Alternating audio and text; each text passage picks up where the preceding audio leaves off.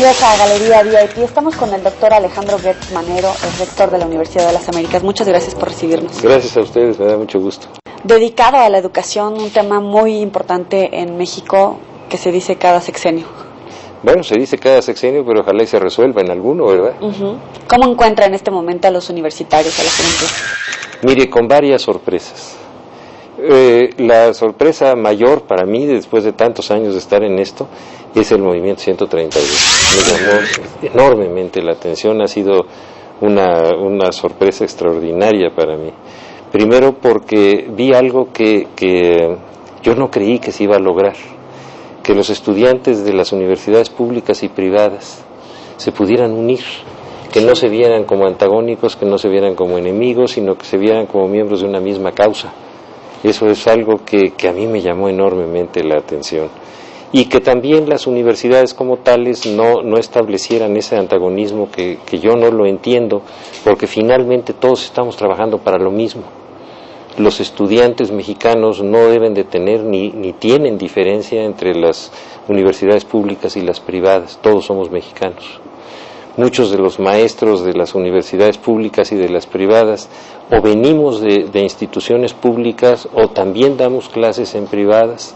Entonces, esa unión real que hay en todo el sistema de educación superior de maestros y de alumnos y muchas veces de programas, no se ha reflejado en una conducta que nos una a los universitarios de todas las instituciones para defender las causas que deberíamos estar defendiendo. Usted ha impartido clases en la UNAM, en el ITAM, en la NAHUAC, en diferentes universidades, ahora como rectora en esta universidad. ¿Cómo encuentra esta medida para que no haya niños que reprueben la primaria? Mire, que finalmente se va a reflejar en los problemas que percibimos cuando llegan a la universidad. Es decir, nosotros tenemos que dar muchas clases remediales, tenemos que volver a repetir las materias de matemáticas, de ciencias, de español y volvemos a tener un grave problema de remediar lo que no se vio en su momento. Entonces, yo creo que son fórmulas que eluden el problema, que lo tratan de maquillar, pero que no lo resuelven. Claro. Yo creo que ese es el diagnóstico que yo le veo. ¿Es una mala postura, una mala medida? Es una medida política, entre comillas, para no enfrentar un problema que no saben cómo resolver o no tienen la intención de resolver. Y al frente de esta universidad, ¿cómo considera que puede resolverse el problema de la cantidad tan pequeña de alumnos que llegan hasta la universidad y que después concluyen esta licenciatura y que muchos menos llegan a una maestría? Porque todo el sistema, mire, son varios aspectos. La primera parte es que nuestro sistema educativo viene de fines del siglo XIX, parte del siglo XX, es un sistema que ya es muy obsoleto, ya no obedece a las necesidades tecnológicas, a los elementos colaterales de conocimiento que tienen los estudiantes, es decir, las computadoras, el internet, la televisión, son elementos de conocimiento con los que se tiene que competir, porque si no, no está uno en la realidad. Si usted ve los años de preescolar, los 6 años de primaria, la secundaria y la preparatoria, y después de más de 10 años de estar en un sistema educativo, le dices, bueno, ¿tú qué sabes hacer? No, pues yo no sé hacer nada. Claro. Bueno, eso sí es trágico, ¿no?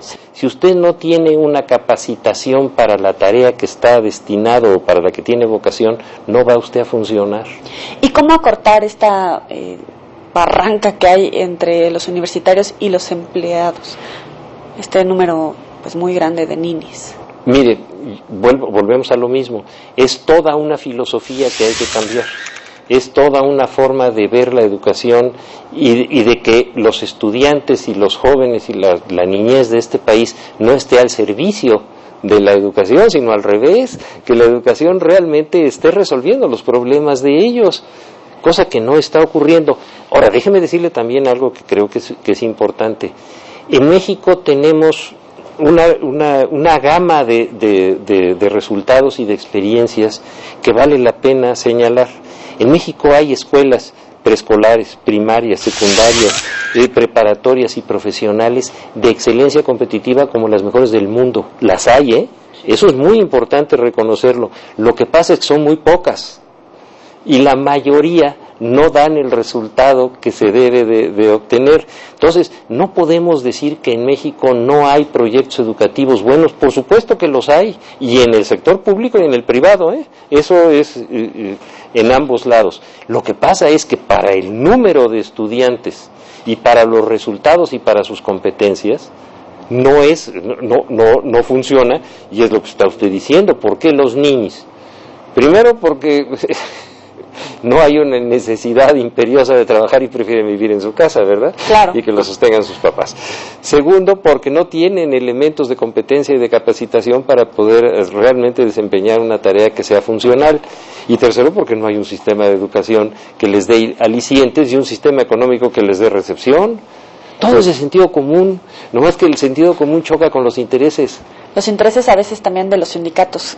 Pero los intereses del Sindicato Nacional de la Educación, los intereses de los sindicatos de profesores, los intereses de todos los grupos que se creen dueños de la niñez y de la juventud y de los profesionistas.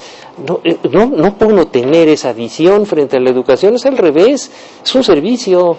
¿Usted era buen estudiante? Mire, cuando la escuela era atractiva, cuando los elementos de conocimiento iban de acuerdo con lo que uno tiene como vocación, sí. Cuando le enseñan a uno cosas que a uno no le interesan, no sé si a usted le pasó, se empieza uno a distraer, empieza uno a pensar en otras cosas y a hacer muñequitos, pero cuando el tema realmente amarra el interés y la vocación del estudiante, no hay nada más apasionante que saber algo que uno quiere saber. ¿En qué momento descubrió su pasión por las leyes?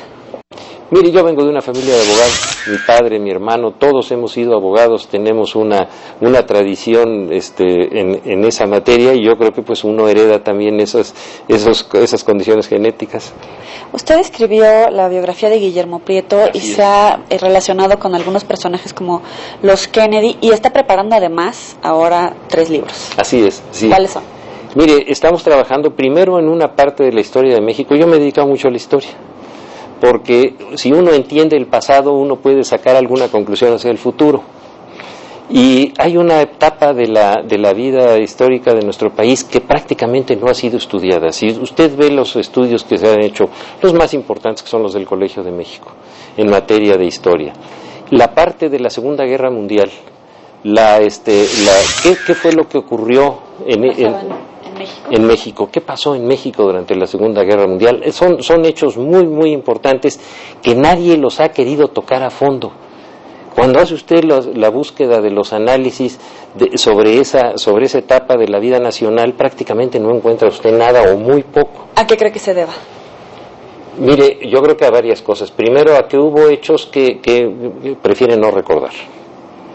Segundo, porque esta es una época reciente que no está amarrada a la vida cotidiana del país, no son los procesos revolucionarios, ni las sucesiones presidenciales, ni todos esos aspectos que están mucho más vinculados, ¿no?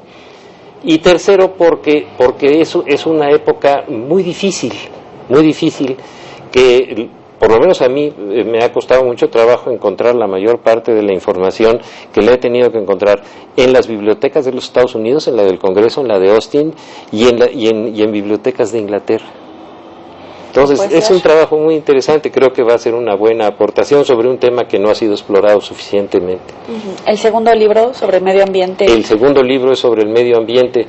Hemos hecho un análisis en el Centro de Estudios Mexicanos de aquí de la universidad para ver qué es lo que ha ocurrido con todas las propuestas y todas las promesas en materia de reforestación y lo que ha ocurrido con la desforestación. Claro. Es decir, el que no defiende su medio ambiente es una forma lenta pero segura de suicidarse. Entonces, ese es otro aspecto en donde hemos hecho una recopilación muy cuidadosa, un análisis sobre todo de la información que viene de los satélites, que le dicen la verdad sobre cómo se va comportando las zonas boscosas y las zonas verdes del país y cuáles han sido los resultados. ¿Se ha disparado esta deforestación? Sí. en más o menos en qué porcentaje o cómo lo evalúa? Ya lo verá usted en el libro. Los invitamos a leer el libro. Se lo dejo como elemento de curiosidad. ¿Y el tercer libro? Sobre educación. Hemos trabajado mucho sobre los cambios que significan la nueva educación en el país, lo que usted señaló con mucha precisión. Es decir, se vale estudiar 14 años y no tener un conocimiento y una competencia práctica para hacer algo. Yo creo que no se vale. Es una gran interrogante. Sí, y es un gran costo y es muy decepcionante. Y en este momento que está explorando su faceta nuevamente como escritor, ¿en algún momento extraña la vida política, esa agitación que tuvo durante muchos años? Mire, para mí mis tareas en el servicio público han sido fundamentalmente tareas ciudadanas. Yo nunca he pertenecido a ningún partido político. Yo nunca he militado políticamente en ninguna fracción de ninguna naturaleza. Simplemente he tenido tareas de servicio social que se han derivado precisamente de mi convicción de que si no trabajamos todos, los ciudadanos todos, y todos cooperamos, difícilmente lo vamos a resolver cualquiera de los problemas que tenemos. Es decir, cuando uno dice, bueno, es que los problemas de seguridad hay que entregárselos a los policías para que nos defiendan, pues eso yo creo que nadie lo cree, ¿verdad? Digo, si a alguien le tienen miedo es a los policías. Entonces, si uno no trabaja realmente para que seamos nosotros, los ciudadanos, los que asumamos esa responsabilidad. Mucha gente me dice, bueno, es que yo cumplo pagando mis impuestos y que los políticos hagan lo que quieran. Por eso nos ha ido como nos ha ido. Y también somos parte de este hilo de corrupción que es muy fuerte. Pero fundamentalmente, ahí sí yo creo que nosotros somos las víctimas de ese hilo de corrupción, porque el que tiene la obligación de combatir la corrupción, el que tiene la fuerza para hacerlo, es el que tiene la responsabilidad para dar los resultados. Entonces no le podemos decir, bueno, es que el pueblo tiene la culpa de ser corrupto. No, mijo, nadie da mordidas por su gusto, dan mordidas porque no hay de otra, pero no porque tengan muchas ganas de dejarse morder. Sin duda, en este último año, principalmente el movimiento Yo Soy 132, de alguna manera pues despertó a mucha gente, a los jóvenes principalmente, para que participaran en la época electoral. ¿Ustedes cómo califican, cómo descifran este regreso o el triunfo del PRI sobre el PAN? Mire, yo creo que lo que ha ocurrido, primero, creo dos cosas. El PAN sufre un voto de castigo muy grande. Es decir, en México los votos de castigo en materia política son terribles. Ese voto de castigo fue el que echó para afuera al PRI hace 12 años. Ese voto de castigo echa para afuera ahora al PAN. Entonces, si usted ve el análisis de los números electorales, usted va a ver que no hubo triunfos, sino hubo votos de castigo. Y le voy a decir por qué. Casi el 50% de la gente no quiso votar por nadie. Y así no se gana, ¿eh? Sí, claro. Es decir, porque esas ganancias son por default, pero no son por mayoría. Después de lo que quedó, que póngale que sea el 50 y tantos % de los que sí votaron, el que gana con menos de una tercera parte de esos votos o con una tercera parte. Entonces, ¿qué es lo que sucede? Que tiene el 75% en contra y el 25% a favor. Pues esas son unas ganancias como si así se ganara en fútbol, imagínense lo que serían los partidos, ¿no? Entonces, pues digo, es una ganancia muy relativa. Entonces no ganó el mejor, sino que perdió el más castigado. Yo creo que de perder, yo creo que hemos perdido todos. Con eso nos vamos a quedar, vamos a hacer una pequeña pausa y regresamos con ustedes, no le cambien.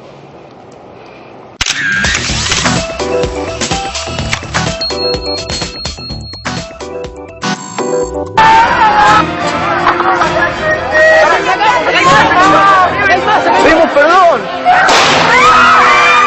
Te juro que te mataría.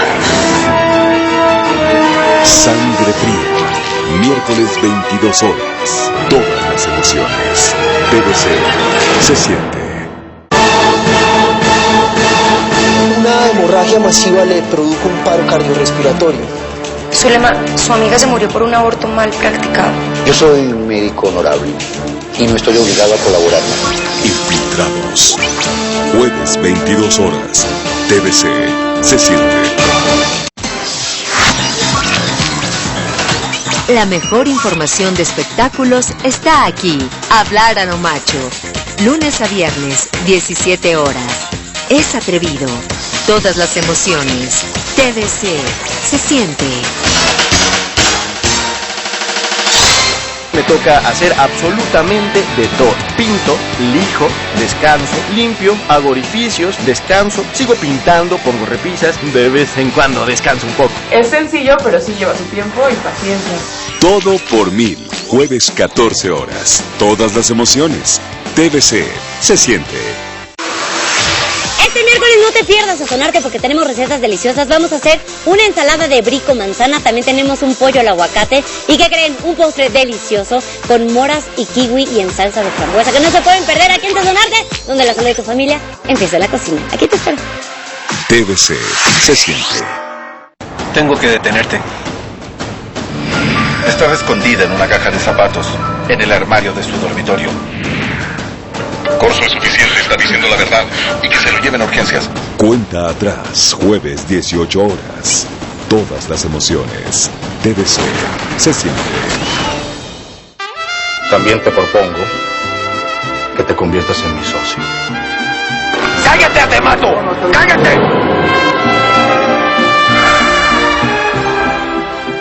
Está bueno, tú te quedas con los $200 y yo me quedo con el relojito. Cada día la odio más. No le vayas a decir a nadie que salí. No nombres a ese tipo en esta casa, más es el favor. Alma Indomable, miércoles 11:30 horas. Todas las emociones. TVC se siente. El nuevo integrante se ha tardado 2 temporadas. Me carga ver a una mujer chiste. No quiero intervenir en su decisión, pero si vamos a hablar de música, a mí de la onda retro. La Colonia, tercera temporada. Lunes, martes, jueves y viernes, 19:30 horas. TVC se siente. Estás viendo Galería VIP.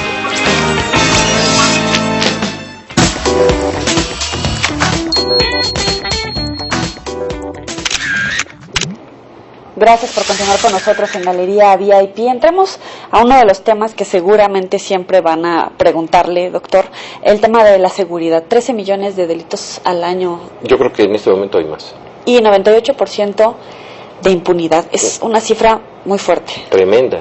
Porque mire usted, de acuerdo con las cifras que el ICESI, que es una institución ciudadana que nosotros fundamos y que ya el gobierno logró aniquilarla recientemente, nos dieron datos que son abrumadores. Entonces, de esos casi 14 millones de delitos, o quizás en este momento más, únicamente 1,5 millones se denuncian. Y de ese 1,5 millones, 150,000 se consignan. Y de esos vienen una serie de sentencias que son mínimas. Entonces, realmente el país no resiente ni sufre más delitos porque los mexicanos de alguna manera no queremos vivir en una situación de delito permanente, pero no es porque haya un sistema que lo prevenga o que lo impida. El presidente electo, Enrique Peña Nieto, hace un señalamiento respecto a las medidas de seguridad que va a tomar en cuanto entre, y habla de una gendarmería. ¿Esa es una política correcta? ¿De qué estamos hablando? Eso es lo que le debemos de preguntar, ¿de qué estamos hablando? Decía que llevar a 50, de 36,000 a 50,000 el número de efectivos. Mire, nunca hemos gastado más en seguridad que en este sexenio y nunca nos ha ido peor. Nunca. Es decir, entre más policías contratan, más inseguridad y más violencia hay. No es el camino.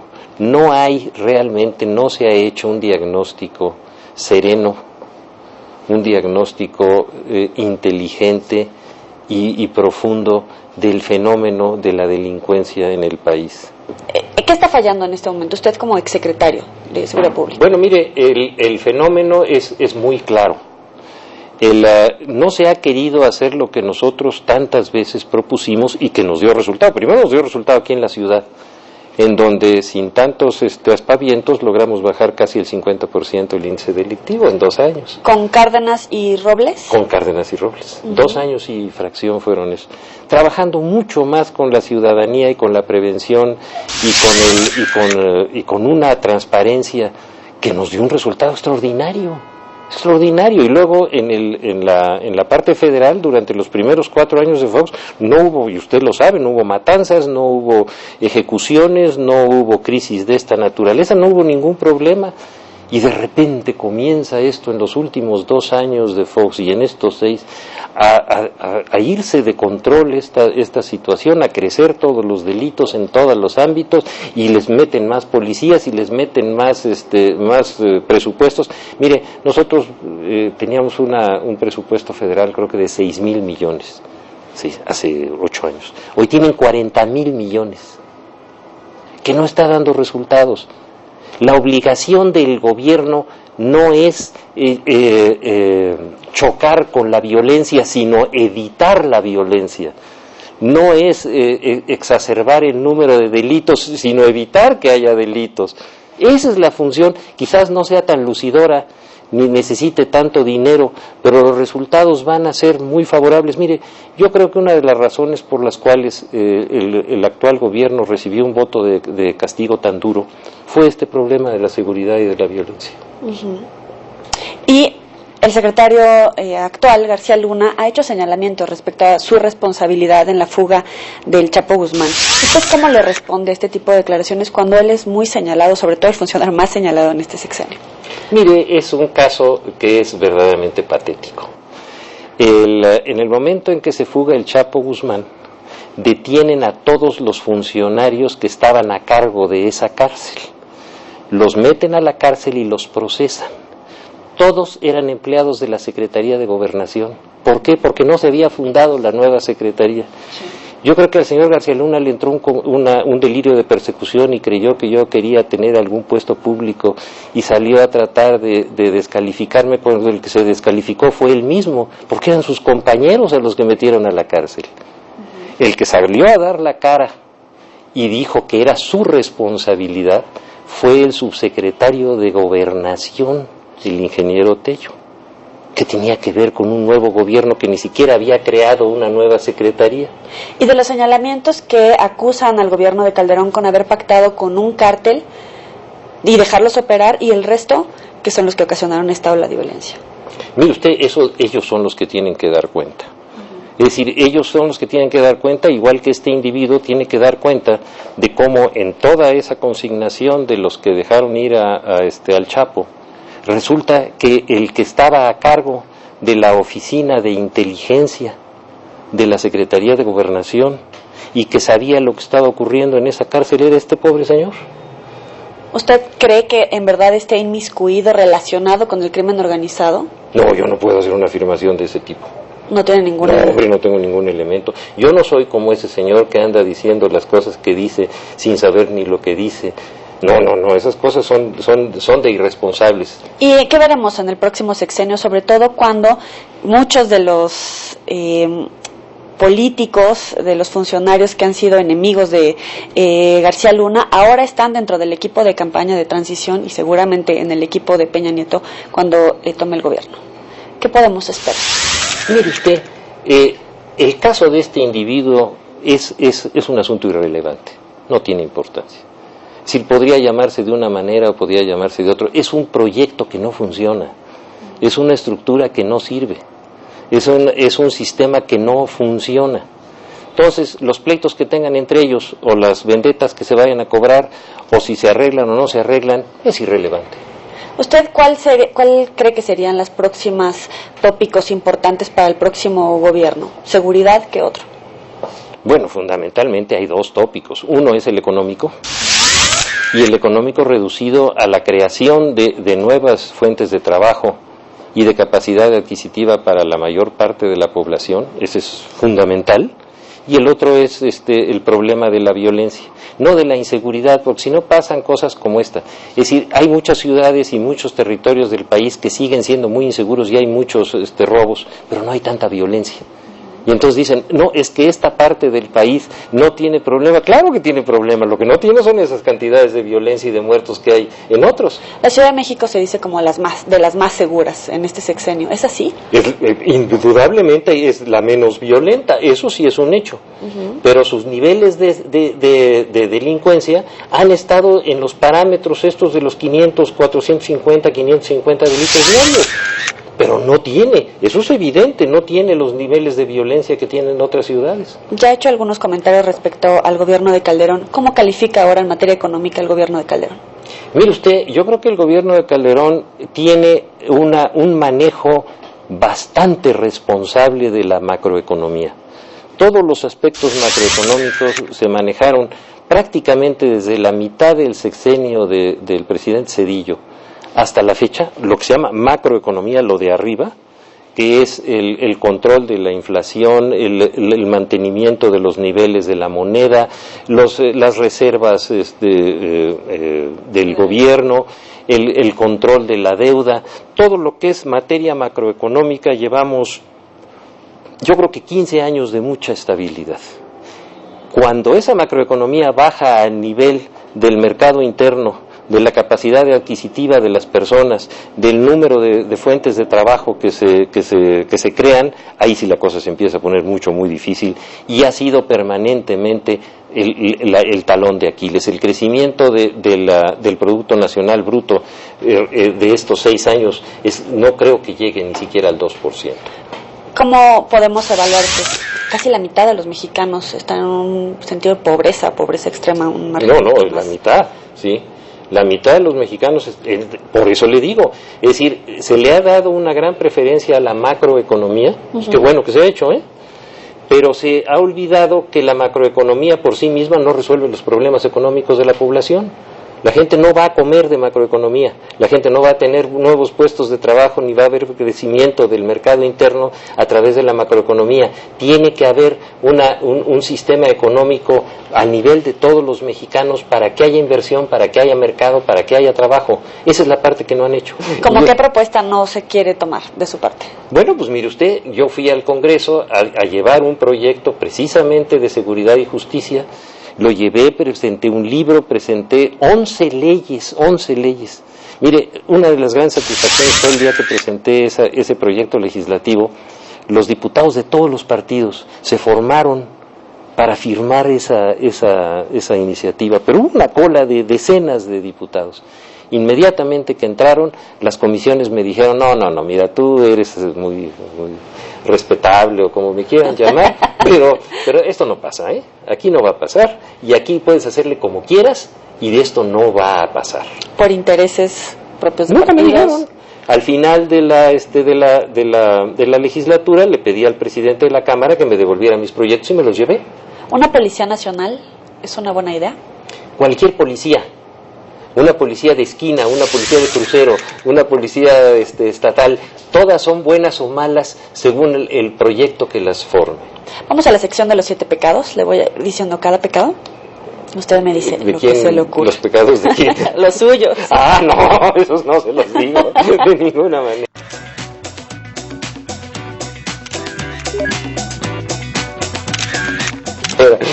Si le digo avaricia, ¿en qué piensa? En que es muy pobre la avaricia. ¿Envidia?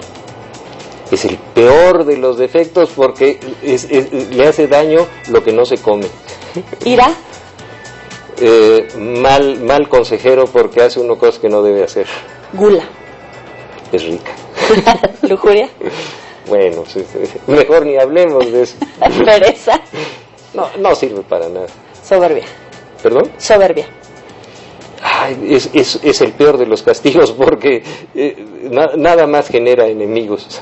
¿Lo podríamos ver en el gabinete de Enrique Peña Nieto? De ninguna manera. Muchísimas gracias por esta entrevista, doctor. Con mucho gusto. Alejandro Gertz Manero, aquí en Galería VIP. Nos vemos la próxima, pues.